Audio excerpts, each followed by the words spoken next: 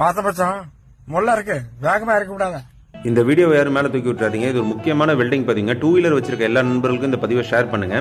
பொதுவாக புது வண்டி வாங்கினதுலேருந்து ஒரு சில ஆண்டுகள் கழிச்சு இந்த சைடு ஸ்டாண்டு வைக்கக்கூடிய இடத்துல என்ன ஆகும்னா பைப்பு, அதாவது சேசிஸ் பைப்பு செரிச்சு போயிடும். நிறைய நண்பர்கள் வெல்டிங் அடிச்சு தான் ஓட்டிகிட்டு இருப்பீங்க. ஆனாலும் அதையும் தாண்டி சேசிஸ் பைப்பு ரொம்ப செரிச்சு போணுச்சுன்னா அந்த இடத்துல புது பைப்பு தான் மாற்றணும். அதை எப்படி மாற்றணும் அப்படிங்கிறத கொஞ்சம் கவனிங்க. பொதுவாக இப்போ நம்ம என்ன பண்ணுறோம் அப்படின்னா ஃபுட் ரெஸ்ட் புதுசாகவும் புது ஸ்டாண்டும் கஸ்டமர் வாங்கி கொடுத்துட்டாரு. ஸோ அதோடு சேர்த்து நம்ம இப்போ அந்த பைப்பையும் மாற்ற போகிறோங்க. இந்த பைப்பு மாற்றுறதுல முக்கியமான விஷயம் என்னென்னா ஒரிஜினல் சேஸ் பைப்பு எப்படி இருக்கோ அந்த மாதிரி நம்ம அதை வளைச்சி வச்சா மட்டும்தான் செகண்ட் ஹேண்டில், அதாவது ரீவேல்யூவில் நீங்கள் விற்கும் போது நல்ல மதிப்புக்கு போகுங்க.